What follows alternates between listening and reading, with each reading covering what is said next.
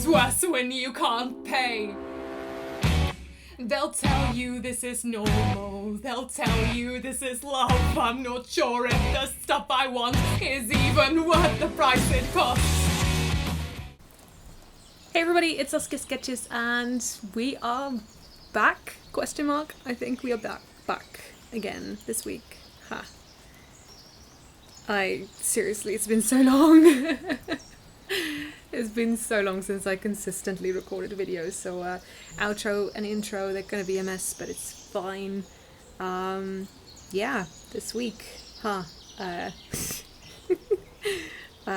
guess I'm just gonna go on ahead and hop into it. I'm very tired today, so I don't know how deeply I'll get into it. I don't know if this is gonna be an hour-long video again, or if it's going to be like, I don't know, like 10-20 minutes, we'll see. I'm just gonna talk and get a video out because I want to get back in the habit of doing that. Yeah. And again, I'm gonna just do this in one go and try not to make it perfect. So yeah. I've got my notes here as usual, and I guess I'm just gonna jump on into it. Friday. The Friday morning with an appointment that didn't go very well, which is not fun. It's unfortunate.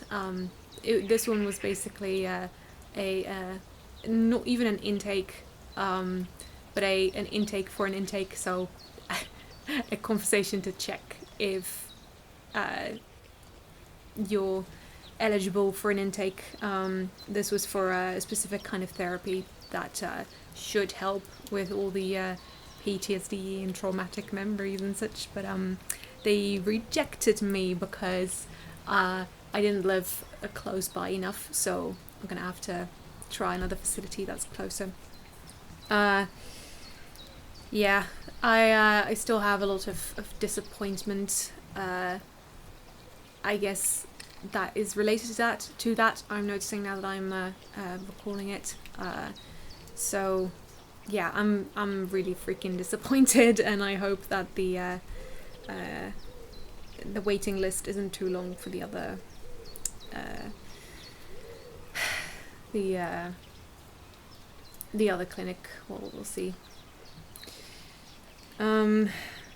Yeah, so that didn't go. That wasn't, that just wasn't the news that I wanted to hear.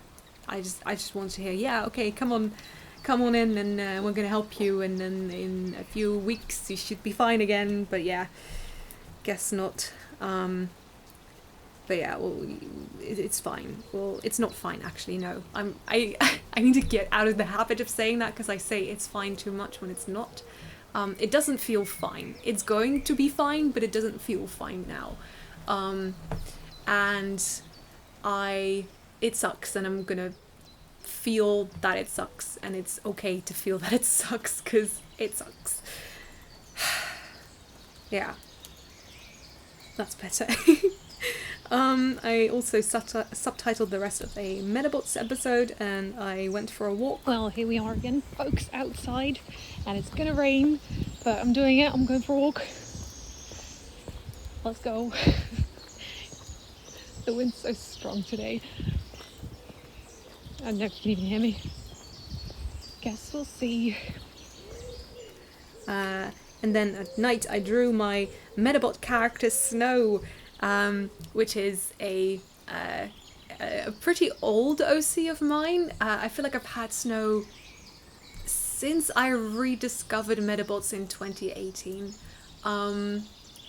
So she's pretty old. So what I did is I gave her a little bit of a redesign, a little bit of a revamp, and I'm really, really happy with how she turned out. I didn't finish her the drawing this day, but I started it, and I had so much fun, like, sketching and trying to come up with the shape, language, and silhouette. It was really fun, and I stopped early drawing because we had another movie night with that one friend of mine, and I remember really enjoying that. I don't remember which film we watched. We've been going through all the Land Before Time films. She's introducing them to me, because I never got a chance to watch them when I was younger, because they never came on TV, and we didn't have the DVDs or anything, so I've always known of its existence, and I was definitely a dinosaur kid, but I never, for some reason, I just never watched them. So now I'm catching up on those childhood experiences, and I've also been wrecked by Littlefoot's mums dying. So yeah, big yikes. I really want to draw some dinosaurs. I've been wanting to draw some dinosaurs ever since we watched the first film. And I've also been wanting to do some more lion cub adopts that I've been doing a lot of them on my Instagram, inspired by some Land Before Time colour schemes and such. So that's going to be really fun whenever I get around to that. I think that was it for Friday. Okay, so I just woke up, but the walnuts are gone.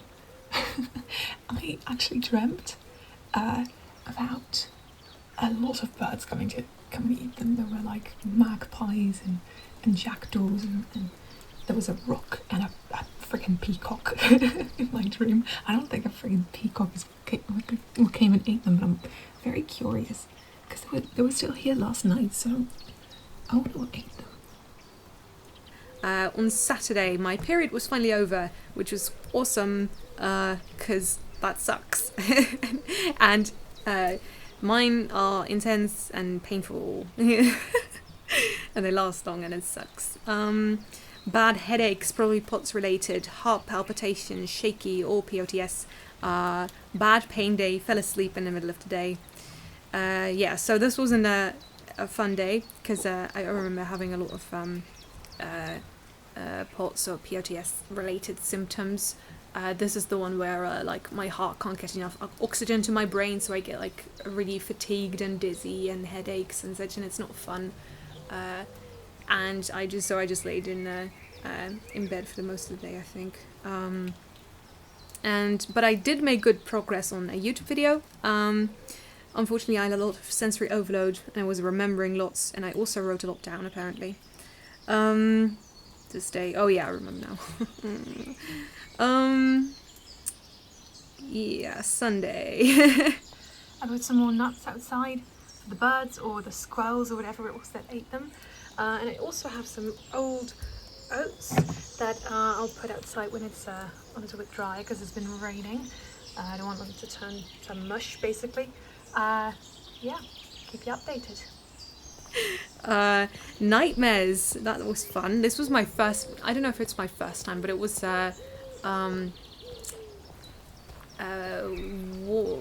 it was pretty intense. I think it was because I was dreaming about memories and about things that actually happened. Because usually when I have nightmares, it's more like, oh no, I forgot my bag and I can't find it, or I don't know where my keys are, whatever, you know. But these nightmares were pretty intense. I don't remember exactly what happened in them, but I do remember it was related to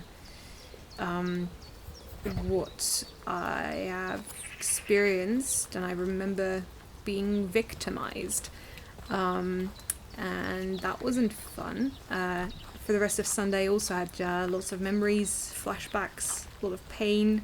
I remember this Sunday morning I woke up and I cried because I just wished that I could take painkillers, because I knew that even though they don't like improve my my pain that much, they do take off like 20-30% of the pain. And I just wanted that relief so badly, but I was terrified of stomach issues because the stomach issues are way worse. Even though, you know, the pain is already like incredibly awful, stomach issues are even worse. If you can imagine that, even more painful. And then, you know, when I do get so sick, I genuinely can't do anything. So just lay in bed crying in pain and praying for it to pass. So I didn't take any painkillers, but yeah, I would have really liked to without the backlash. I caught up on WATTLES Minecraft guide series. I love this YouTube series. It's one of my absolute favorites, and I highly recommend. WATTLES is just such a fun creator, and so much like energy and funny jokes. Like this they're so good at making Minecraft videos, and I look up to them. And also part of like what I'm you know, doing in these videos that I'm making is inspired by those videos. So of course, like those videos are a lot more like produced and edited and everything, but I some of the concept from those videos I take into account when I'm making my own, because I'm just inspired, because I really like that series, and I've been watching WATTLES for a couple of years now, and I highly recommend, so like go watch his videos because they're really fun. Finish this week's YouTube video, voiceover plus editing. Yeah, I think I just, you know, I felt the itch to finish this YouTube video like all day Sunday, and then finally, like near the end of the day, I was like, okay, this is it. I'm sitting down and I'm going to record now, because I was just like, I don't know how to do this. I really want to do this now, but I don't really know how, because I don't know what my vision is for this project yet, and I wanted it to be perfect, but I just sat down. I'm like, okay, it's not going to be perfect, and that's okay. And then I recorded it, and I'm pretty happy with how that video came out. I'm like, I feel like that went pretty well. I also went for a walk, and then I subtitled almost half a Metabots episode. I wrote down hard day, productive night. Yeah, then Monday, I had a nightmare about my traumatic medical / hospital experience. Which is also, I don't know if I like have already talked about this, but I a couple months ago I first got like referred to a doctor who suspected that I might have MCAS, which is the mast cell activation syndrome, which is what like causes most of my stomach issues. And in order to get that checked, I had to get a specific medical procedure done, and that went, I don't want to say it went like horribly wrong, because the procedure itself went smoothly, but my experience was very, very bad, because I have anxiety, I have PTSD, I have health anxiety, I have mental health issues, and I was really scared when I was, you know, going into the hospital and just waiting in the waiting area. I was already like freaking out, shaking, like really trying not to panic. And then I was eventually called, and then you know, they were like poking needles and telling me all these things, and I was terrified, and the anxiety just kept getting worse and worse and worse. And then eventually I was supposed to be sedated for this, so eventually they like got me ready, prepared for it, and they gave me the sedative, but it didn't work because I was so panicked, or like so alert. There was so much adrenaline and such in my system that the sedative just did not work. So, but they, I don't think they noticed, or they noticed a little bit too late, and then they just continued the procedure, and so I laid there on that table / bed as they were doing the procedure, and I had a full-blown panic attack, but I couldn't do anything, and I couldn't move, and I couldn't tell them to stop, and it was pretty damn terrifying. And then just afterwards, I was just, you know, I was not okay for like weeks, because I was so scared still, like really, there's so many flashbacks, and just like scared the whole time, is so on edge and so overwhelmed, and just, you know, I couldn't lay down because I would be like overwhelmed with flashbacks and everything, and it wasn't fun, But on Monday, I had just had a nightmare about that. And it was a really horrible nightmare. And so that was it was really scary. Basically, is what I'm trying to say. Yeah.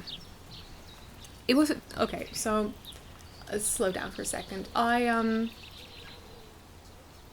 It felt good talking about that, because I don't think I ever have talked about this out loud.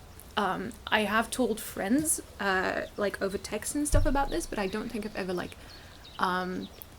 spoken this out loud. I think I have filled in my therapist a little bit, but I haven't like completely gone through remembering and talking about it without like freaking out a lot. So I think that's progress, and I'm glad that I was able to do that. It wasn't fun, but I'm glad I was able to share it, I think. Yeah, so that happened on Monday, and then I also reflected on that time I was indoctrinated by this faith-based healing preacher with It's Golden Hour Somewhere from Lovejoy. This is also another, like, a big story. And I said I wasn't sure how much I wanted to get into this because I'm tired today, but I do think it's important in terms of, like, context. So, newsflash, I was once indoctrinated by a faith-based healing preacher. And this was when I think I'd suffered through fibromyalgia for quite a while, like a year, maybe a little bit longer. And whenever I saw a doctor, all that they said was, yeah, sorry, we don't know what's going on. We think it's probably stress, and you're going to be stuck with this for the rest of your life. And they couldn't do anything, and I didn't like want to look further or anything. And so I was pretty discouraged from that. And you know, being told at like, I don't know, like 18 that you're gonna be sick for the rest of your life, and like in so much pain that you can't function for the rest of your life, and that nobody can or wants to do anything about it. That's pretty heavy. So a former friend of mine then introduced me to a YouTube channel of a preacher who did healing miracles, quote unquote. And I watched that and was completely taken in by it, because this person that sent me those videos, I had a very strong trust-based connection with, which I probably shouldn't have had with them. I don't know how old they were, but they were a little bit older than me, and I got to know them when I was too young to get to know them, I think. So I immediately believed what they were, you know, saying and sending to me. Because I am also a Christian, and my faith is very, very important to me, I also believed it because of all the, you know, the out of context biblical quote unquote evidence was given. It seems so obvious to me in hindsight that it was fake. But at the time, I was 1, very young, and 2, very desperate, and 3, in a lot of pain. So, and, you know, also autistic and naive, unfortunately. Still am autistic and naive, especially. So I did fall for it. I believed it was real, and I was just taken in by it completely. I wanted so desperately to be rid of my condition, my pain, and to feel normal again. and to be able to function again, that I put all my hope and trust into what this man was saying. And this, I don't know how much you know about these Christian faith-based healers, but it's incredibly nasty, because they for one, they take advantage of people like me, but the way that they keep you coming back is they attack your identity and your strength and your faith in yourself and your identity. And that sounds a little bit weird when put like that, but basically what they do is there's two approaches. One of them is oh, God loves you and wants you to be sick because because he wants to strengthen your character. God thinks you're weak. God thinks you need to be stronger, so God is punishing you with illness. And you need to be grateful for it, because if you're not grateful for it, you are, not a Christ-like, good Christian, which is very, very nasty. And then the second way that they do it is, oh, God loves you, and he doesn't want you to be sick, but the reason you're sick is because you haven't prayed enough, is because you're not faithful enough. God wants to heal you, but he can only heal you if you have enough faith for it. So in both scenarios, you're miserable because there's no winning. There's no winning there. I've since come to find out that it's likely a third option that doesn't have anything to do with God wanting me to be sick and not having the power to heal me or whatever. I'll talk about that later, but just in this, for like sake of linearity, I guess. So I was taken in by it, and it sucked. It felt really bad, but I believed everything that was being said and being shown, because there's all these videos of this person going out into the like random streets and finding random people and praying for them and quote unquote healing them. And they do, like, there's a couple tricks that they do. There's this leg lengthening trick that it's just so nasty, because it requires the person who is doing it to be fully aware that they are tricking somebody into thinking that they're being healed. Like, this is not something that you can brush off by saying, oh, they just, they have, they mean well, but they're like misguided or whatever. They genuinely have to be doing that maliciously in order to accomplish that quote unquote trick. And that to accomplish that quote unquote miracle, which is a trick. And it's really nasty, but there's a bunch of those tricks, and it's very guilt trippy as well, like oh, we're gonna pray for you until you feel better, so which is almost like a threat, like I won't be leaving you alone until you tell me that you're feeling better. So it's all like it's pressuring people into admitting that they feel better, and then it's plastered across YouTube like, oh, God did a miracle and this person is now healed and whatever. And I, since I've realized, like, hey, if they genuinely had this ability to heal people, wouldn't they just be in hospitals curing people who are dying and stuff? Like, no, instead they're like, out on the street probing people for like 15-year-old shoulder injuries and whatever that sometimes still hurt.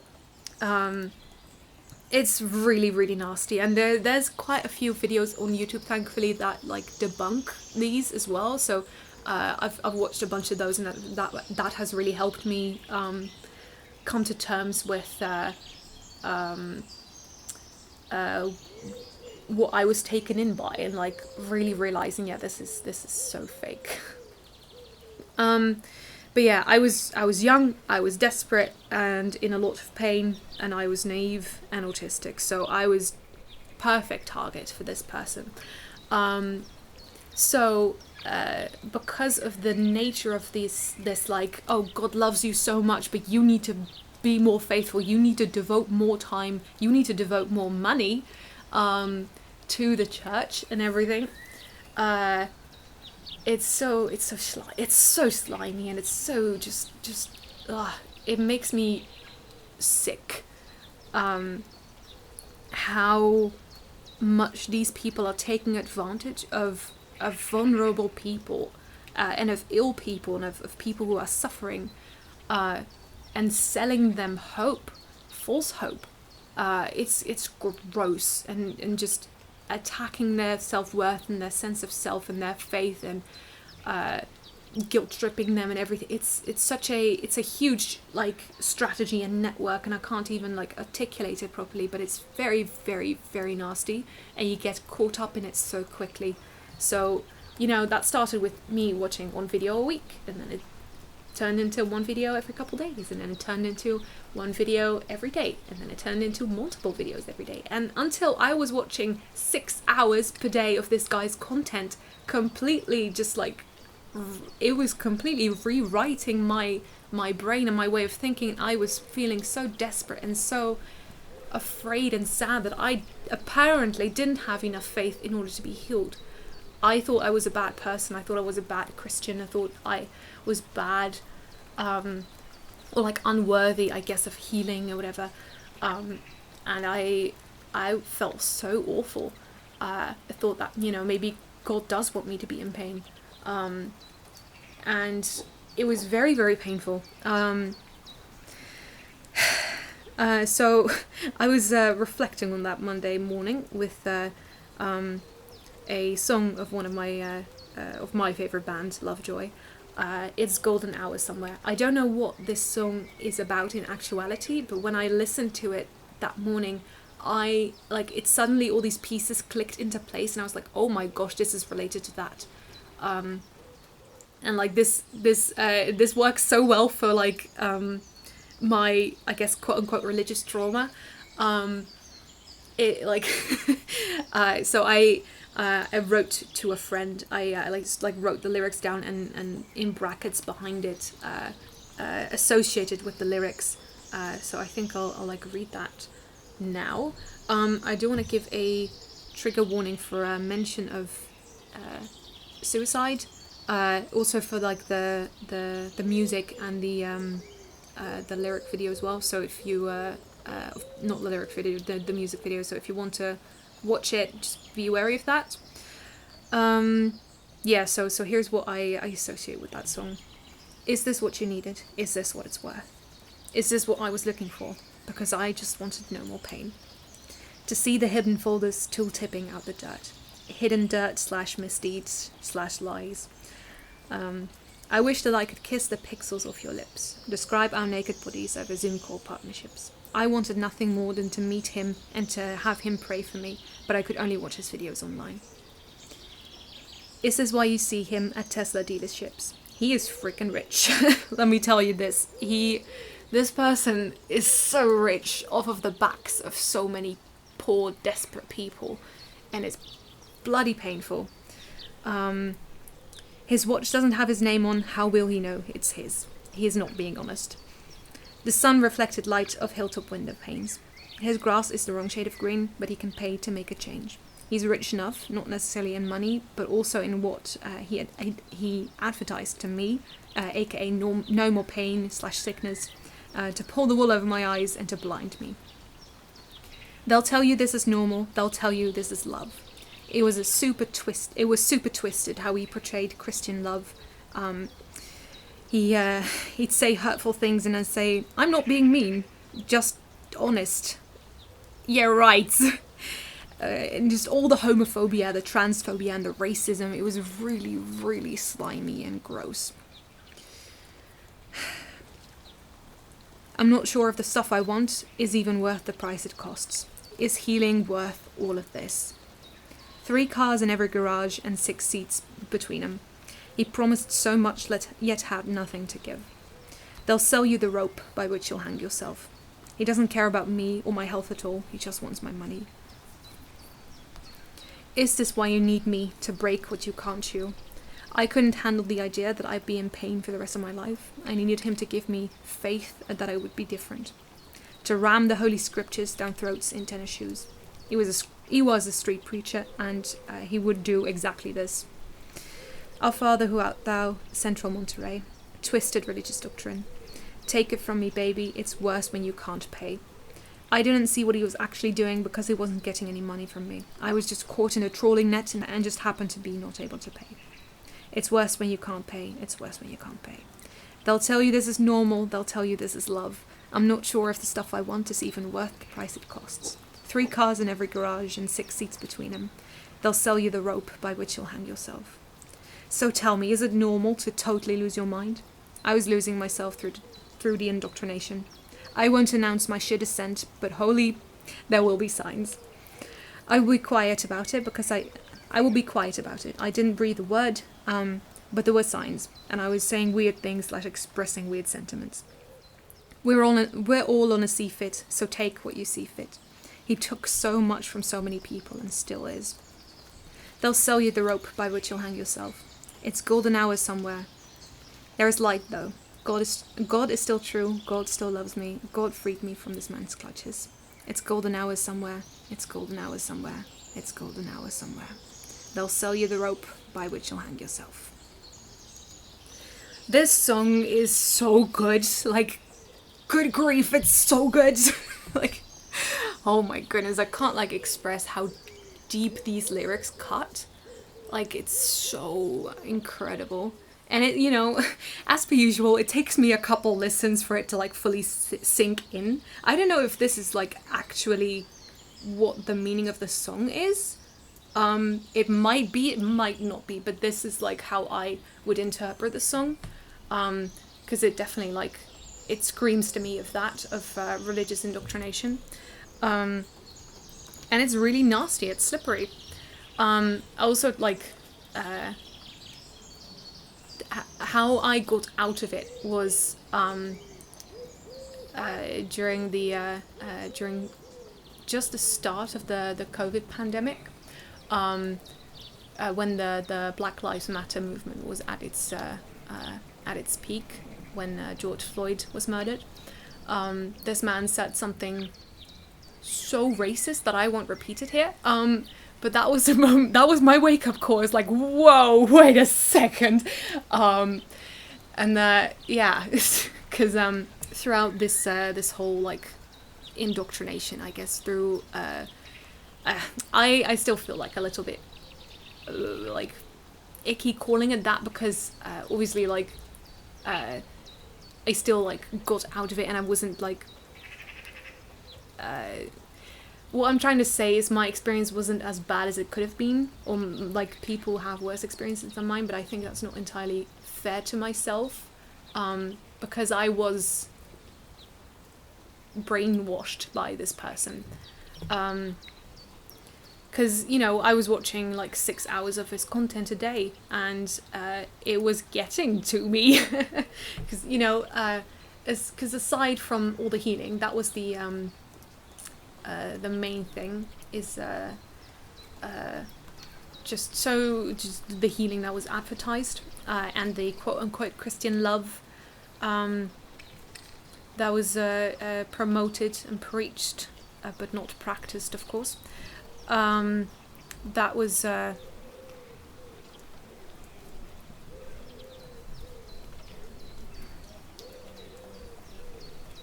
what I'm trying to say is behind that guise, or like that first layer, was of course, a American conservative Christian political agenda, which is, you know, a word that is, of course, overused nowadays. But there was a political agenda there, and all these conservative American counterpoints, or like points, I guess, like standpoints. They were very clearly conveyed, and then, but not like conveyed as what they were, as like talking points, but they were conveyed as absolute truth that is in the Bible, which I found personally very, very hard to grapple with. So like, for example, so very homophobic and transphobic rhetoric and such, and because I have had and have a lot of queer friends and am queer myself, that was very, very hard for me to come to terms with, and I couldn't come to terms with it, because this, you know, they were so very adamant that quote unquote homosexuality, that was one of the worst sins of them all, and that was very painful for me. So I never, like I said, I never breathed a word of that to anyone, but I definitely like struggled with that a lot, because it does, you know, there's certain translations in the Bible where it does say things that can be twisted in that way, and I you know, I had to read those words and somehow like come to terms with how can, you know, a God that is so loving hate people for who they are, and condemn people, actively condemn people for who they are, or like ask them an impossible thing to like live without ever, you know, acknowledging or even like nurturing that side of themselves, and I couldn't make it work, and I felt within that it wasn't okay, and that I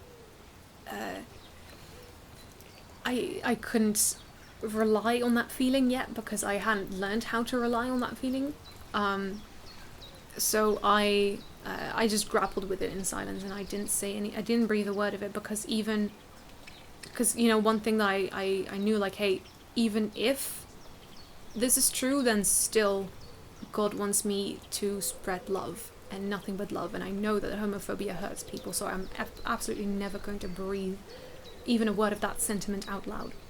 And then thankfully, this man said something so racist that even I couldn't excuse it. That sounds so bad, dude. But it, you know, racism is not like there aren't any like verses in the Bible that would excuse that sort of talk. So that was my my wake up call, and was like, nope, nope, I'm not doing this anymore. Like, this is it. And that's when I broke free from it. And then later, I came across the work of Kathy Baldock, and I'm going to link this in the description because this is incredible. And she has gone through,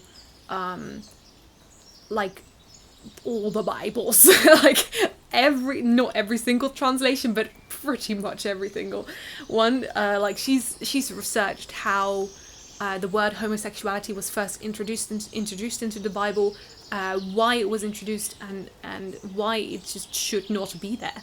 Like, because it's a mistranslation basically, and it's because all the passages in the Bible that do quote unquote condemn homosexuality are actually condemning non-consensual sexual relations between, you know, not just people of the same sex, but between everybody. Anything, and the whole theme is anything non-consensual is sinful because it's hurtful. This is something that I've definitely learned. It's like something is not sinful unless it is hurtful. And, you know, non-consensual sexual encounters and such definitely fall under hurtful. And consensual and, you know, mutually agreed upon, or like, you know, mutually decided on, or like enjoyed, whatever, like it's not sinful unless it's hurtful. And that's something that's helped me you know, it seems so obvious in hindsight, but it was so hard for me to grapple with because of the way that it was presented. Because people like that, they act as though the Bible is the absolute beacon of truth, and there's never been a mistranslation ever, and whatever it says now means the exact same thing it did back then, no matter the historical context. When the historical context is so important, like there's no understanding the Bible without historical context. So learning more of that and stuff has really helped me personally, and has helped me you know, just relax, because I was so scared the whole time and felt so awful about all of that. And when I first, you know, discovered Kathy Baldock's work, and I dug more into the translations and how they were done, I felt so relieved, because I finally felt like I was allowed to love people again. And that is... Christianity is the religion of love, right? Like, that is the root commandment. That's our root commandment. Love God, love your neighbor. That's it. And I hate that this man forced me, or tried to force me into to stop loving people. And, you know, I don't understand everything the Bible says. I don't understand every single translation. There's historical context that I couldn't possibly grasp, like that nobody could possibly grasp. And that's okay, because I would rather love too much than too little. And that's what I base my faith on. Because that's what Jesus very clearly said, is to love. So that's what I'm going to do. And I desperately hope I will never be taken in by anything like this ever again. I ordered a plush animal to help me feel better. I'll film a little bit about this very, very gorgeous plush that I got when I think I received it the next day. But I'll like throw a video on screen then, because it's such a sweetheart, a beautiful plush, and I'm so glad to have it. But yeah, I was like, I have been feeling so awful, I need something to make me feel better, so I was like, yeah, I'm gonna order this plush that I've been thinking about getting for months. I subtitled some more Metabots, and I finished a drawing of snow. And I also filled in a reflection exercise chart. I didn't forget this week, woo! I wanted to go for a walk, but it was pouring rain all day. I had trouble sleeping, and I think I filled in another reflection exercise because of that. Because I was, because of the nightmares that I'd had, I was really scared to go back to sleep, and I was also scared to feel sick again. I also wrote a bit of Metabots fanfiction. I am really getting obsessed again, lol. I love Metabots so much. It's such a good show, man. Oh, it makes me so happy, because I grew up on it, and it's I've rediscovered it in 2018, and it's been such a fun show. Just, you know, and it holds up so well. It's been so fun to revisit, and I've just been enjoying it a lot. And I'm so glad that this friend of mine is enjoying it alongside me. It's really cool to share it, because nobody really, like, most of my friends don't really know what Metabots is. So whenever I get to share it with any of them, that's always like very, very fun for me. Tuesday. Something is eating these at night, and I am so curious as to what it might be. Honestly, I might just have to set up my phone to see if I can catch whatever it is, because I'm so curious, because it's squirrels and crows or ravens, corvids, they're all like, I don't think they're nocturnal, so I wonder what's eating them, or if they come like very, very early in the morning when I'm still asleep. Stomach issues, probably stress related because of all the stress the previous day. Therapy. Yeah, I went to therapy Tuesday, which was good, I think. Therapy's also always quite how do I put this? It's quite a lot. Because especially now, because I was sharing everything that happened the week before, everything that I shared in the previous video and more. And you know, she gave me some advice on how to deal with the traumatic memories and how to prevent the nightmares and such. So yeah, but it's been I'm very glad that I have the opportunity to talk to her and to work through that, I guess, like with her, that I don't have to do it alone, because man, I've already done so much on my own, man. Apparently I subtitled even more Metabots than I did another movie night, and I got the Fox Blush as well. Yeah, so I'm gonna show that up on screen now. Then Wednesday. Oh no, he scared him off. It's a magpie. Wednesday was very stressful, lots of POTS-related symptoms. I went grocery shopping with my mum, but we visited too many stores and I walked too much and I felt like I was fainting the whole time. Yeah, this wasn't fun, because I do normally go grocery shopping with my mum on Wednesday, but this time we had to visit quite a couple stores. Like normally we just go to the grocery store and that's it, but then we had to go like to like 5 stores, so I was just beat before we even got to the grocery store, so she had to drive me back. But it was warm and humid, and that always makes my symptoms worse. And then I was just, you know, I was walking, and I remember feeling so dizzy and so like I had such a headache, and I felt like my heart was gonna jump out of my chest, and I just couldn't go on. So she took me home, and I think I laid in bed for the rest of the day. But I did get a little elephant plush that was on sale, because I think my mum felt bad for me, so she bought it for me, which it's a really sweet little plush, and I really like it. But yeah, that wasn't fun. Yeah, so I laid in bed for the rest of the day. I had a fun stream with a friend though, and I put the drawings they did into a bigger piece. Yeah, so this is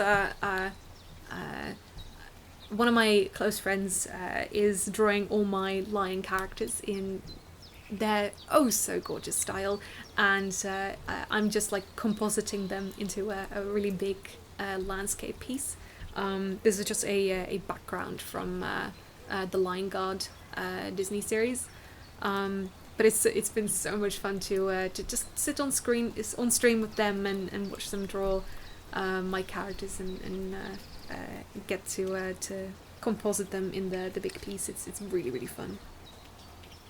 Then Thursday, sensory overload. Played a bit of Pokemon Legends Arceus, and I found a shiny Skuntank.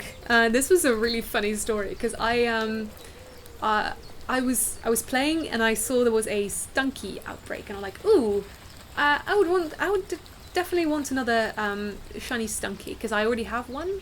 But I want the one of the opposite gender, because the one that I have is male, so I wanted the female one. So then I was on my way to the outbreak, and just not even like far away. It was like the next spawn next to the outbreak was a Skuntank, and it was shiny. It was like it wasn't a full out shiny, but it was a I think a half out shiny. So I'm like, whoa. I heard the sparkle and I was like, oh, that must be like one of the outbreaks. But then I saw it was the Skuntank, which I thought it was such a funny coincidence that it was the Skuntank when I was looking for a Stunky. But unfortunately, it was male. So I am going to throw a picture up on screen of the all the shinies, like the spare shinies that I have in Legends Arceus. And if you want any of them, let me know, because all that they are doing basically now is just sitting in a box, and I'm not using them. And I would very much like to, you know, it would be fun if anybody is watching and they're like, hey, actually, I really like that Pokemon, and you have a shiny and it's sitting in your box and it's not doing anything. Could I have it? I'm like, yeah, you can have it, and it can go on adventures with you. I think that would be much better than it be stuck in my box. So if you want any of these, let me know. Yeah, I subtitled some more Metabots. I wrote more Metabots fanfiction, and Metabots is taking over my life. yeah, I also went on a walk that was a little bit longer because I needed time in the quiet because I was having a lot of sensory overload issues. So, and it was raining outside, so it was very quiet. So I stayed outside a little bit longer, and then something like really crazy happened. Is I came across a baby blackbird, and it was sitting just in the middle of the road, and I was like, hey dude, are you okay? And it was just I was expecting it to fly away once I walked past it. So, but when I walked past it, it just kept sitting there. I'm like, is something wrong? Because this is not normal bird behavior. So I approached it. I'm like, it's not gonna fly away, and it didn't fly away. And then it just sat there. And what I did is I filmed it, so that I could get a better look, like to see if there was anything like obviously wrong with it. Then it hopped away, and it didn't look like it had any like broken bones or broken wings or whatever. So then I was like, okay, nothing seems wrong with you, so I'm gonna leave you alone.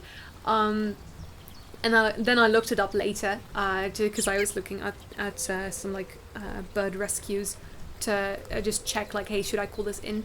But then apparently I identified it as a baby blackbird, and apparently it's very common for them to display this kind of behavior, because when they're young, the parents they don't like throw them out of the nest, but they when they're still young and independent. And young and dependent, their parents like leave them on the forest floor, and they watch over them from the trees, and still feed them every now and then, and just to prepare them for living on their own. But so thankfully there was nothing wrong with it. But it was a very it was just quite an experience to be able to be that close to a bird, to just a wild bird. I didn't touch it or anything, so like stay away from wildlife unless there's something wrong with it. You need to help.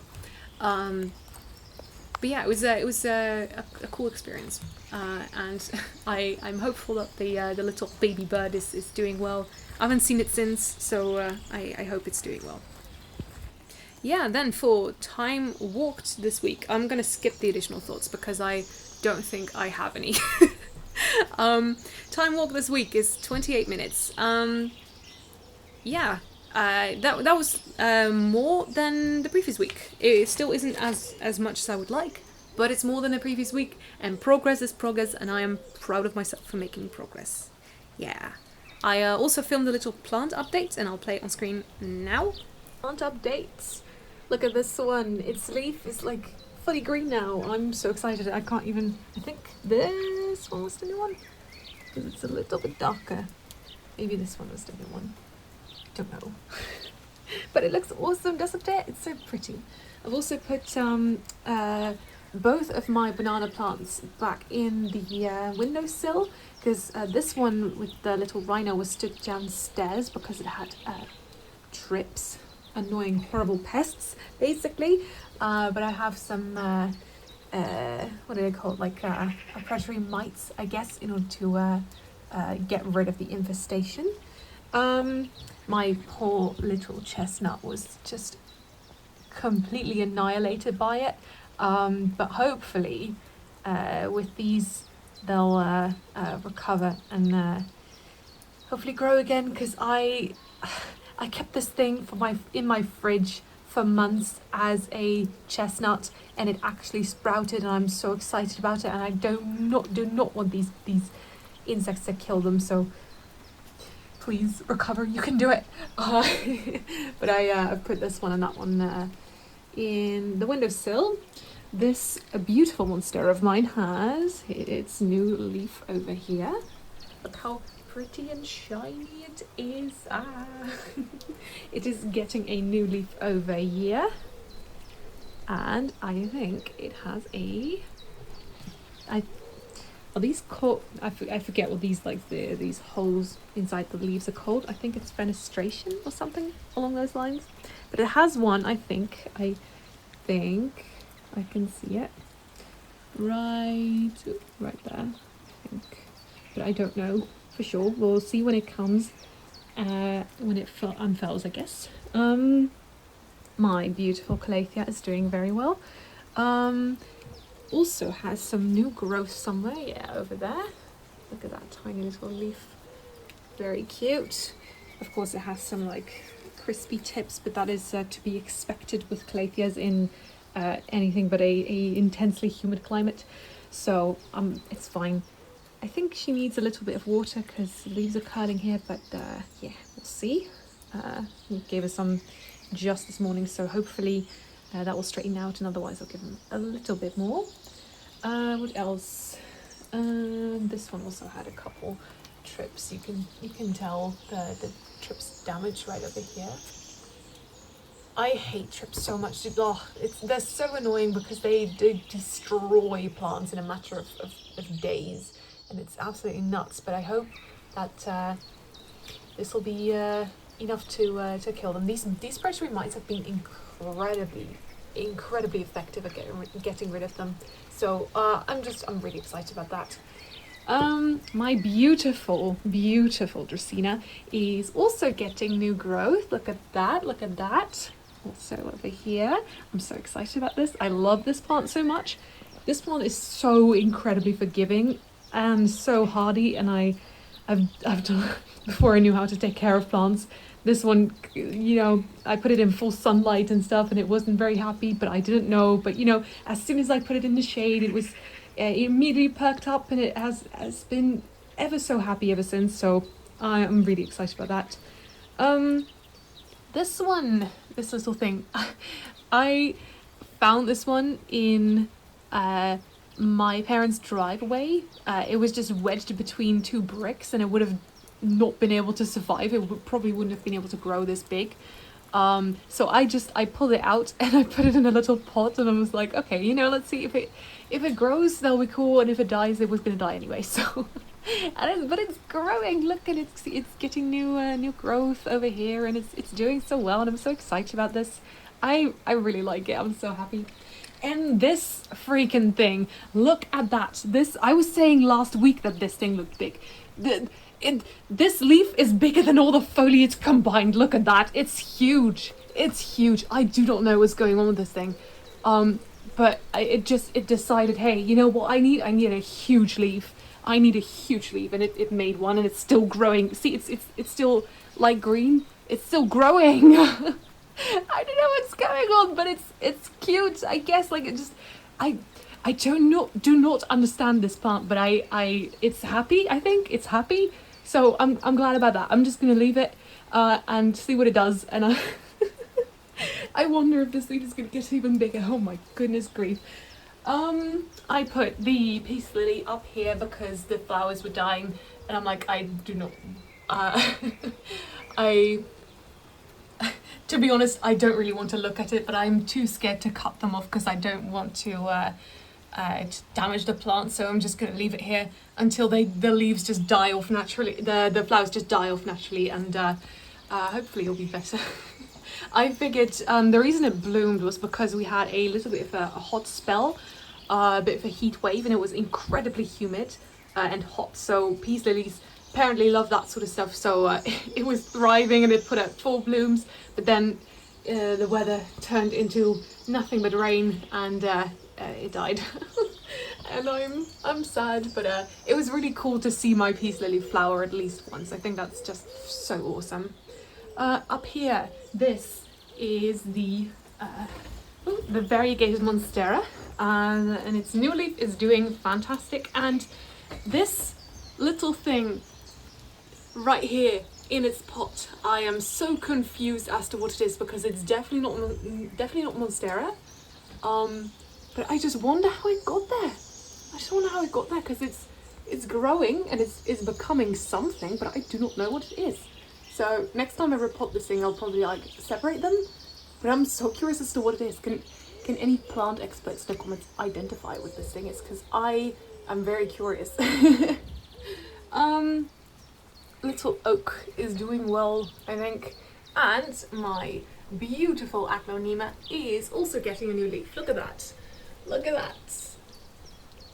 I love this plant so much. It's so gorgeous. It's a silver bay, I think.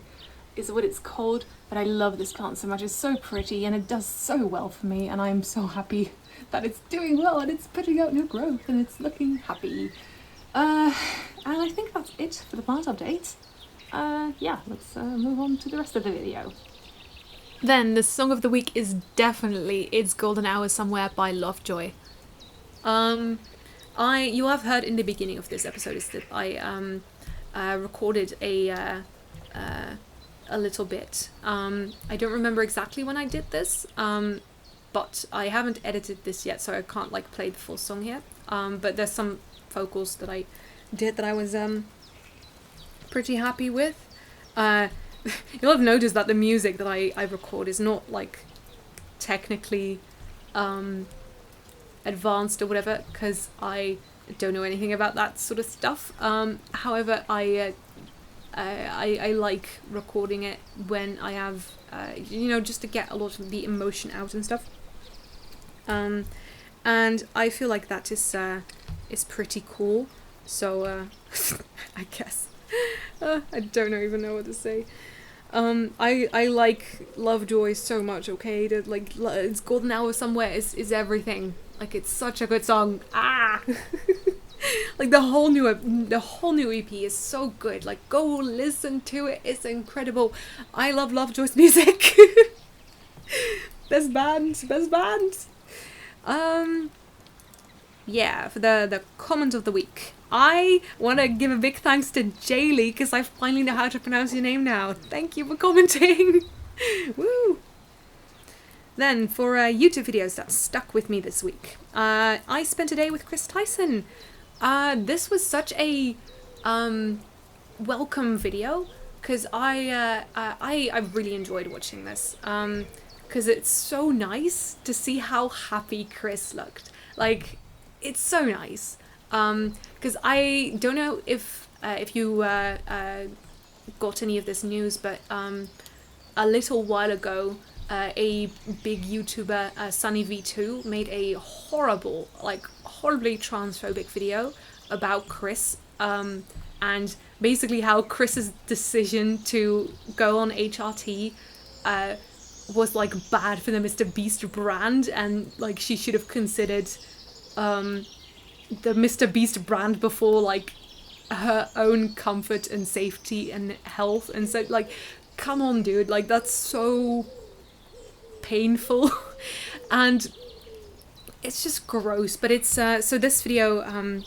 I love the I Spent a Day video series that Anthony Padilla does, because it's so nice and so cozy and so open, and you know, everybody, it really feels so respectful, and like everybody gets to tell their own story. And whenever I always feel like I learn how to be more loving and respectful whenever I watch those videos, and I just love that so much about them. So I really enjoyed watching this one, because I've watched Mr. Beast for a while, for like quite a while.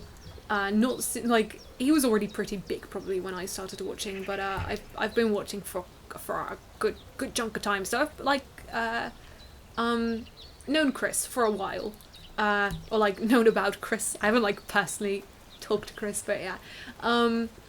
And it was just, it's nice to see how, I know, it's like, she looks like she's glowing. Like, she genuinely looks so happy, and I'm so happy for her. Like, it's so good to see. And that is what I commented on the video. I literally, all that I commented was, she looks so happy, with a heart next to it. And the replies, you are joking. Like, oh my good grief. Like, they're so... I've noticed that Instagram comment sections and maybe YouTube comment sections as well have been just so nasty the past couple weeks, like incredibly nasty, and it's so awful to see, like all that hate and all the like the transphobia and stuff. It's so tiring. It's gross, and it's I can't even describe it. Like, it's so... Who has enough time and energy? Like, I wish that I had that amount of time and energy on my hands. You know what I'm saying? Like, I would not be using it for this. Like, your energy is a finite source that you have little of. Use it for something productive, I beg of you. Oh, how miserable must you be to wake up and choose so much hate every day. Good grief. I feel so bad for those people, dude. Yeah, so that stuck with me. But yeah, let's just focus on how happy Chris looked. I'm so proud of Chris and like so proud of like how far she's come and how happy she's looking. And I just hope I pray for nothing but the best for her. And that she'll, continue to live her authentic self and just be as happy as possible. Yeah. Then there's two more things that I want to do. Is I want to talk about the reflection exercise, and I also want to read the Metabots fanfiction that I wrote because I love Metabots and I want to share it. Yeah, I think we shall do the reflection exercise first, which means I'm gonna have to pull that up on my laptop.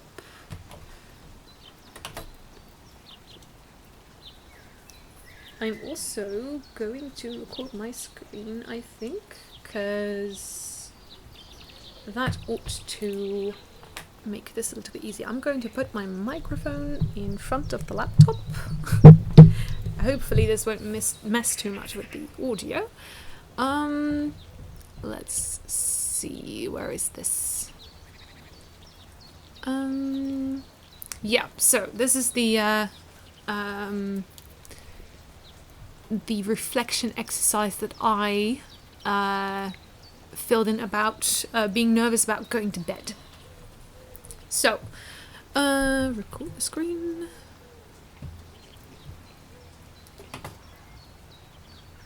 If you please.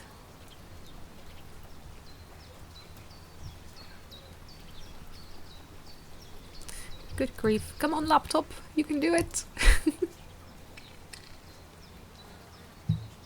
There we are. Okay, so this reflection exercise is a very interesting exercise that I learned in therapy. So here is the chart. In case you would like to give it a go yourself, like I highly recommend it because it really helps, especially for those of you with anxiety. It really helps you like categorize your emotions and separate yourself from the thoughts and stuff that are making you upset. So basically, I'll like give a quick rundown. The point of this exercise is to pull all your feelings and your thoughts and your emotions and everything apart, and to get a better look at it and to understand it, hopefully. So the occurrence is very I don't know how to describe this, but it's the situation, whatever happened, that provoked all the emotion and the thoughts, described without any of that emotion and thoughts. So basically, if you were to take a photograph of what was happening, what would you see on the photograph? Then the thoughts is all the things that you thought during the situation, or everything that came up as you are thinking about the situation. Then your emotions are everything that you're feeling, and categorized in 5 core emotions. So there's sadness, fear, anger, happiness, and shame. And you categorize everything that you're feeling under one of those 5 or multiple of those 5. Then symptoms is everything that you're feeling physically. So say, for example, you are very sad, you might be crying. So then the tears or like the hoarse throat, whatever that might be, symptoms of sadness. Then acknowledge is the most important step. Acknowledging your feelings, acknowledging your fears, your everything that you're sad about, everything that you're angry about, acknowledging everything. And even if it sucks, saying, hey, it's okay. I'm allowed to feel what I'm feeling. This was a really, really big thing for me because growing up, I was never allowed to be angry. I was taught that being, wasn't allowed to be sad, wasn't allowed to be ashamed, wasn't allowed to be afraid, like wasn't allowed to feel anything except happiness, because happiness is the only good emotion. That's the only one you are allowed to feel, and that's the only one you should strive to feel. So I was suppressing all of my other emotions. So being able to say, hey, it's okay, I'm feeling scared, I'm feeling angry, it's okay, I'm allowed to feel that way. That's been huge for me. Behavior then is what you did. So after the photograph was taken, basically, what did you do afterwards? And that is categorized in the short term and the long term. And then consequence basically describes whatever it was that resulted from your behavior. So whatever you did in the short term, what was the consequence of that? And whatever you did in the long term, what was the consequence of that? And then analyze thoughts is looking at the thoughts that you wrote down and picking one or two or like however many you want out, and just taking a look at them from a objective perspective, and just trying to see, okay, what kind of statement is this, and what does this mean, and is this true, and what does this evoke within me, and etc. And then different thoughts is rewriting basically that thought that you analyzed into something more productive. And then give thanks is a step that I added that wasn't originally included in the exercise, but I like to add it because Thanksgiving has been a huge part of my life ever since I started paying more attention to what I was grateful for. I have been feeling so much more or like have been able to look at the bright side of things more often, and I've been able to maintain my hope. So remembering what I'm grateful for is very important to me, so that's why I added that. Yeah, so here's what I filled in for this week. I was about to go to sleep, but I noticed I was feeling anxious about going to bed. I was especially scared about more nightmares and about throwing up. Thoughts. So, if I lie down now, I'm going to be sick. If I go to sleep, I'll have more nightmares. I don't want to be sick. I don't want to have more nightmares. I just want to sleep.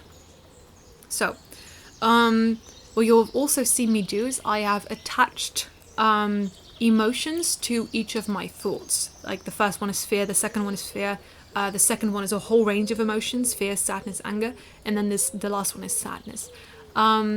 This is how this helps me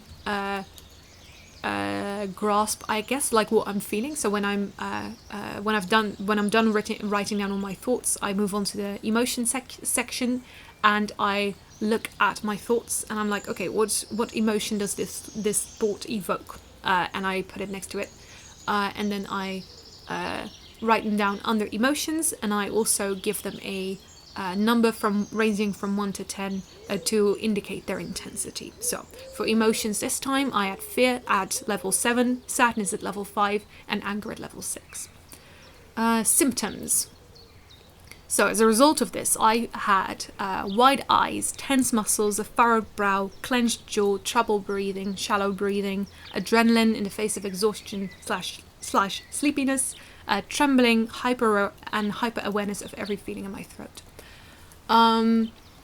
So this is all, like, I think this is a pretty, this is a mix of feelings, or like of symptoms, I guess. These are mostly related to fear, but these are also, like, I can also see a little bit of sadness here, and a little bit of anger in the tense muscles and the clenched jaw. But then, and the furrowed brow would be sadness, but, and the wide eyes, trouble breathing, shallow breathing, and the adrenaline, everything, the trembling, that is all fear. But yeah, so I felt like a whole range of emotions, and felt it very deeply in my body and in my mind. Then acknowledge. This is it's my favorite step, like, because it's so nice to finally be, even if the emotions themselves are not fun, it's so good to not have to fight them. It's so nice to be able to just be able to say, hey, I feel anxious, I feel scared, it's okay. Because fighting emotion is only going to make it worse. Because emotion is there to do a job. Emotion is there to give a signal and to communicate something to you. And if you're saying, oh, I'm not listening, it's only going to get worse because it needs to complete its job and deliver its message. So if you push it away, it's only going to come back stronger. Or you push it away so much that it's going to leave for a little bit, but then it's going to come back later and even stronger.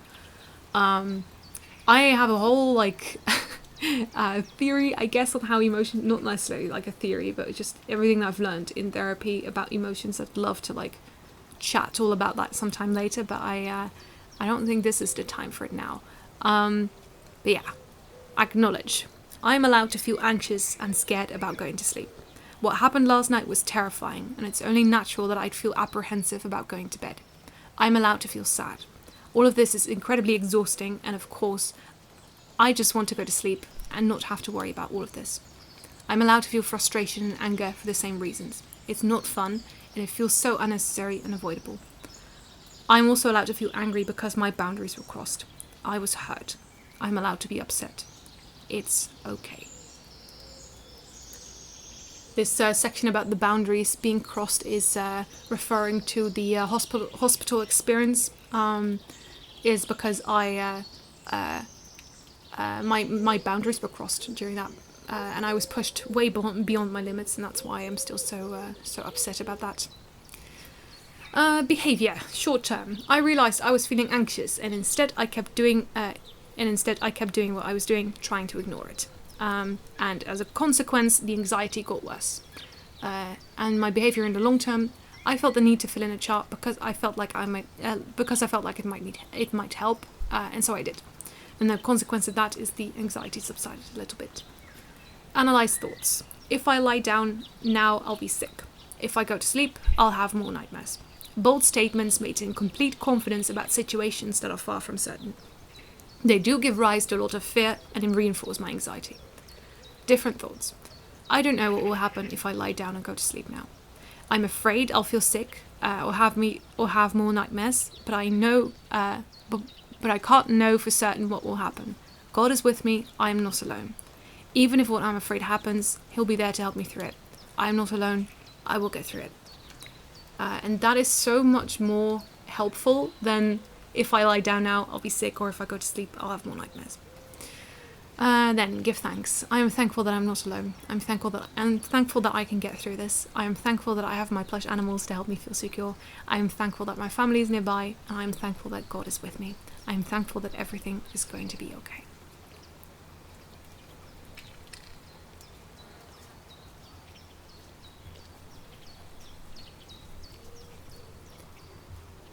So, okay, I think next is the Metabots fanfiction. I am again going to record my screen. And just read this because I am happy with this and I am so proud of this. And if you want to read this, because I already wrote the second chapter, I'll put a link in the description. Yeah, why not? Yeah, so Metabots, but this time I'm in a story. Escapism, baby! I'm rewatching Metabots with a friend and I'm inspired to do some writing along. I like to pretend I'm participating, I guess. I've got a lot of queer headcanons that will of course be making an appearance, but refrain from sexualizing child characters please, or I will have a fit. This is my first time trying AO3, so bear with me. I'm writing this just for me, to be honest, but if you want to read along, feel free. I'm Arrow Ace and disabled, and both things will be featured heavily. Also, I don't use a wheelchair IRL yet, but I'd like to, so I'm using this story as a way to experiment with how it might feel, because it's a hard thing for me emotionally, so don't come for me. Chapter 1. Snow versus Metabee. So, you finally saw that old Metabot? I asked as I sipped my drink. Henry grinned, but I noticed the emotion he was trying to emulate didn't quite reach his eyes. Yup, and the kid's very happy with it. Ow, Metabee, stop!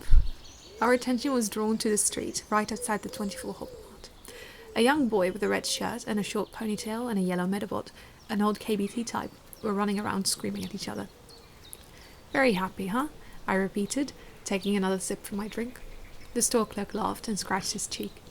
I mean, the actual Medibot works great for being such an old type. It's just a medal that's giving him some trouble. I furrowed my brow, brushing a stray curl out of my face.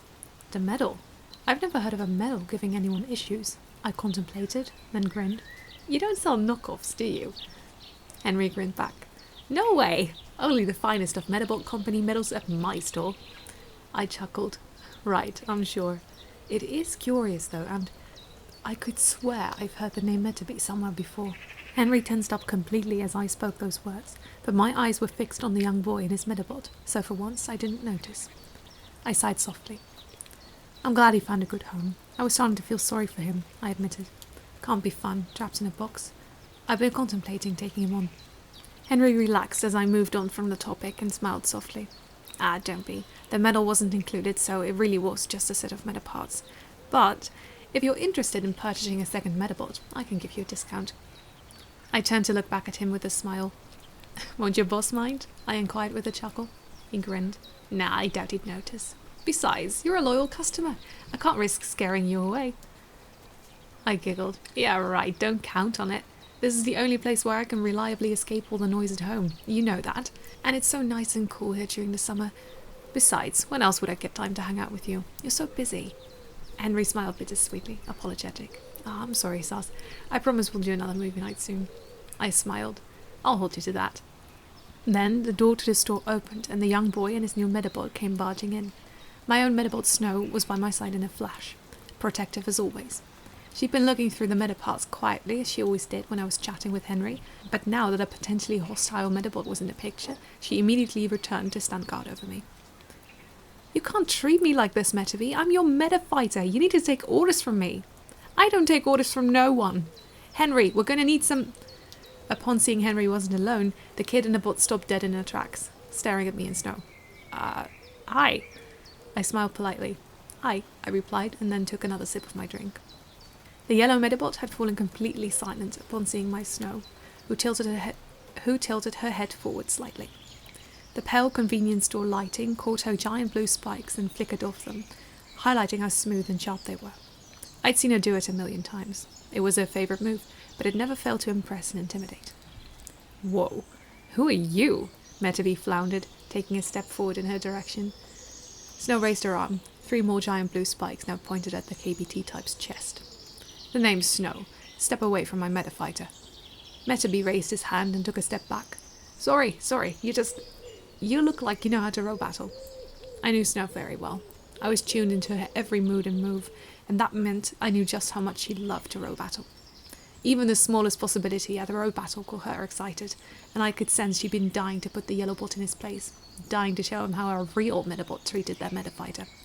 Mettaby, stop it, the child hissed. I glanced over at him as he tried to pry his Medibot away from Snow. Come on! I caught Henry looking at us too, and I turned to Snow. Easy, I said softly, and Snow folded her arms, but didn't take her eyes off Mettaby. My name's Saskia. I introduced myself to break the tension. Please don't mind my Snow. She's very kind, I promise. What's your name? Icky, the kid stammered, still eyeing Snow with concern. I nudged her slightly and she turned to Icky, who froze.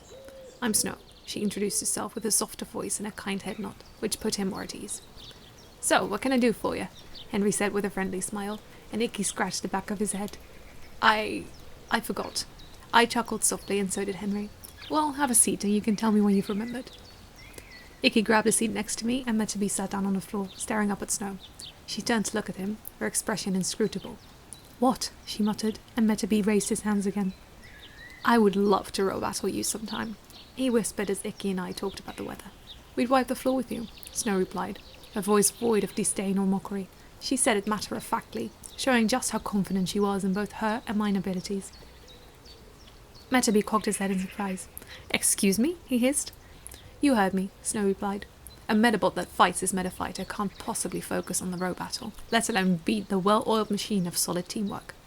Mettaby leapt up, interrupting the conversation Icky, Henry and I were engaged in. That's it, we're row battling, right now. Icky, let's go outside. What? Mettaby, no way! Icky exclaimed. Leave her alone. Mettaby was fuming. Leave her alone? Did you hear what she said to me? I chuckled lightly at the sight. Snow, you weren't rude, were you? Snow turned back to me. I merely stated that by fighting 2 battles at once, he will surely lose both. Exactly! Come on, let me show her just how wrong she is. Mettaby jumped around, then got a little bit too close to me for Snow's comfort. All Mettaby heard was the clank of Snow's claws, making contact with his chest, and the next thing he knew, he was on the floor. Snow, I said cautiously, not in the store, please. Snow looked back at me from over her shoulder, then glanced up at Henry. He crossed his arms. I could use a little break, he said. If you want a row battle, let's do it in the back alley. You're on, Mettaby exclaimed as Henry went to lock the door, and Snow chuckled ominously. I couldn't help but smile apologetically at Icky. I apologise. Snow hasn't had her 3rd row battle of the day yet, so I'm afraid she's a bit fired up. Icky grinned. It's all right. Mettaby hasn't had his 3rd row battle yet either. We both laughed, and Henry walked over to the back exit, inviting us to follow along with a smile and a nod of his head. Icky leapt up, and he and Mettaby ran after the store clerk, but I remained seated. Icky and Mettaby both looked back in surprise as Snow walked over to me instead. She stood behind me, and as she pushed my chair forward, Mettaby and Icky suddenly realised that I'd been seated in a wheelchair. They glanced at each other briefly, then followed Henry outside. Once Snow had rolled me outside, I leaned forward and stretched. My back's killing me. Let's see how long I can stand for. I grit my teeth and knitted my eyebrows together as I moved to stand up from the chair, but Henry walked over before I could. Need help? He asked, and I begrudgingly accepted. I couldn't help but groan a little as I caught up. The pain the movement came with was insufferable. I stretched as soon as I stood, nodding a thank you to Henry, then walked over with Snow to our position. Mettaby and Icky had both fallen completely silent. I smiled encouragingly, but though through the pain. Well then, Mettaby, are you sure you want to do this? I taunted lightly, trying to get his fiery spirit going again. You bet, he exclaimed after a second. Snow inspected her claws. I'm afraid this will be over very quickly, she said. I long for a challenge, but I'm afraid this can't possibly be it. I patted her head. Don't be too mean, Snow, I urged, and she nodded. My apologies. I'm sure you're trying your best, Icky, she said, and Icky crossed his arms. Absolutely. It's Mettaby. He won't listen to me at all. I don't need to listen to you, Mettaby yelled. I suspect you'll change your tune once you see what great teamwork can do, Snow challenged. Mettaby halved and got into position. You're on. Then it's agreed. A familiar voice rang clear. I chuckled softly. I had been waiting for it. Mr. Referee found himself on top of the roof of the 24 Hawk Mart and jumped down with a graceful somersault. I officially declare this match a submission row battle. Meta fighters ready? Metabots, row battle! I didn't need to give Snow any orders, because our usual opening strategy worked well in this scenario. Snow dashed across the battlefield, closing the gap between her and Mettaby before he could even lift an arm to shoot at her. She lashed at him, taking out his left arm in one fell swoop, and then, as quick as lightning, she jumped back to her original position. Mettaby and Icky stood frozen in shock, Icky's mouth wide open. Did you like that trick, Bee? Snow chuckled, which shook Mettaby out of his daze. Oh sure, let's see how you like this, he shouted and launched rockets at her. I lifted my Meta Watch to my mouth for the first time that row battle. Seeker missiles, most likely. Try to avoid them, see what happens. If they follow you, you'll have to find something for them to hit instead. I spoke clearly and softly, loud enough for Snow to hear, but not for Mettaby or Icky. Icky furrowed his brow, trying to overhear, but he couldn't.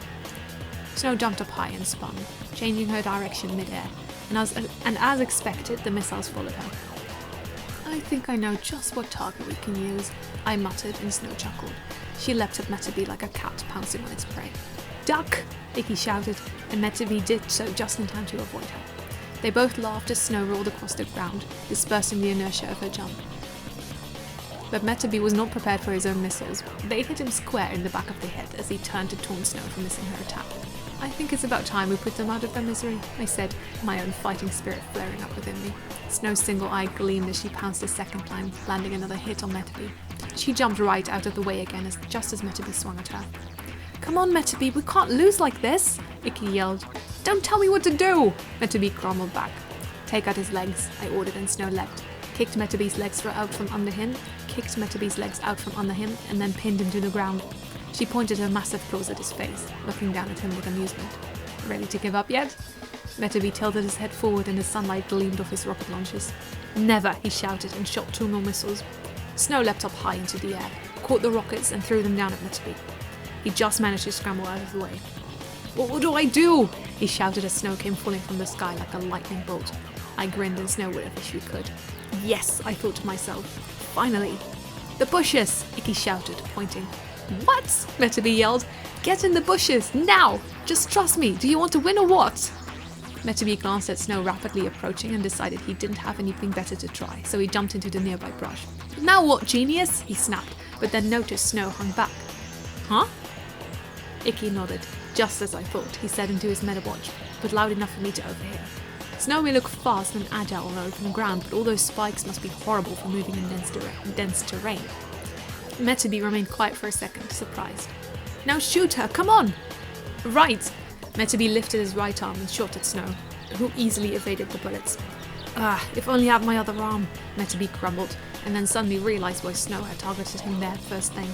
They thought that far ahead? Whoa. Blizzard, I said into my Metawatch, and a single word was enough to convey to Snow exactly what I wanted her to do. She jumped into the air, slashed her claws, and from the wind that gathered between them she summoned a blizzard, straight at Mettaby. She froze him to the ground, into the bush, and as Snow came down, she flung herself at an unmoving Mettaby, tackling him and taking him out, but not before Mettaby launched 2 final rockets at her. She took them full on, sustaining quite a bit of damage, but Mettaby was already out for the count. His metal compartment sprang open and his medal flung out. The winner is Snow! Mr. Referee exclaimed, and I nodded. Mettaby! Mettaby! Icky yelled and ran over to his partner, searching for his medal. Henry came up to me. Shouldn't you have gone a little easy on them? He whispered, but I shook my head. That would have been disrespectful, I whispered back, both to Snow and to Mettaby, but above all to Icky. I walked over to Snow to inspect the damage the rockets had done, brushing some soot off her white plating. Icky then found Mettaby's medal and stuck it back inside his body. I turned to the both of them. That was a fantastic row battle, I exclaimed with a wide smile. You were incredible. Thank you so much for that. It was so cool to see you work together for a little bit. I can already see the spark catching ablaze. Both Icky and Mettaby looked up at me, unsure of what to say. The spark? I nodded and pointed first at Mettaby's chest, then at Icky's. That right there. The spark that connects your hearts. Nurture it, feed it, and it will grow into a wildfire that nothing can contain and nobody can come between. I placed a hand on my heart and the other on Snow's chest. The fighting spirit that connects Metafighter and Metabot unleashes a power greater than you could imagine. I think we saw plenty of it, actually. Icky grinned, and I laughed softly. Henry walked over and crossed his arms, smiling. Are you happy now, Mettaby? He asked, and Mettaby crossed his arms. Of course I'm not happy. We lost. We need to train, Icky. We need to get stronger. We need to take them on again and win next time. And Snow chuckled. And? Mettaby grumbled. And work together, I guess. Henry and I laughed softly. Amazing. I'm proud of you, Mettaby, I said. And Mettaby was so surprised that he fell silent. Huh? Icky laughed at his dumbfounded body language, but I wasn't done. I'm proud of you too, Icky, I continued. That strategy of hiding in the brush was very solid and would have definitely won you the game if the first half had gone smoother for you. Icky beamed. Hear that, Mettaby? Next time just do everything I say and we'll win. Mettaby crossed his arms defiantly, but before he could say something, I shook my head. Well, you could try that, I stated. However, you'd lose out on everything Mettaby has to offer. Icky tilted his head in confusion. Huh? What do you mean? Didn't you win because you told Snow what to do? I smiled and Snow chuckled. Kind of, but not really. See, the dynamic of the Metabot and the Metafighter is like that of an aeroplane in a control tower. Henry nodded as I explained. As the Metafighter, you oversee everything. You have a much better view of all that is going on. You can see the terrain, you can see the position of the Metabots, you can even keep track of the other Metafighter. As control tower, it's your job to communicate all of that relevant information to your Metabot. And then together you can make the winning decisions. But it's still the Metabot that has to do all the fighting, and if you can't trust them to carry themselves, you can't rely on them. You're partners, you work together to land the airplane. I can tell Snow all I want to jump and spin and leap and pounce, but unless I provide her with a clear path and a reason to do so, we'll still lose. Exactly, Snow said. I need her and she needs me, and as soon as we realised that, we became unstoppable. I chuckled softly and smiled down at her with a look of absolute love in my eyes. Wow, Icky breathed out and Mettaby remained silent. Then Henry grinned and clapped his hands. So, who's ready for some drinks to commemorate this awesome row battle? My treat. I smiled fondly. Icky cheered and Mr. Referee thanked Henry kindly as we all walked inside for some well-deserved apple juice.